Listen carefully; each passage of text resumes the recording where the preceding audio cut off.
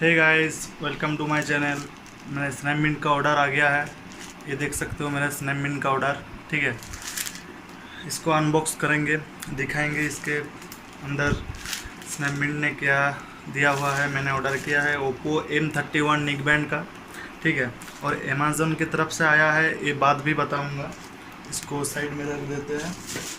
ये अमेज़न की तरफ से आया है क्योंकि स्नैपमिंट के ऐप्स के अंदर बहुत सारे ऐप्स हैं। फ्लिपकार्ट, अमेज़न, मिंत्रा, बहुत सारे हैं। तो आप स्नैपमिंट के अंदर जाके जिस भी ऐप्स के अंदर घुस के आप ऑर्डर करोगे, फ्लिपकार्ट के अंदर घुस के ऑर्डर करोगे तो फ्लिपकार्ट की तरफ से आएगा। अमेज़न की तरफ से घुस के करोगे तो अमेज़न की तरफ से आएगा। मैंने अमेज़न से किया हुआ है इसलिए अमेज़न पे आया हुआ है।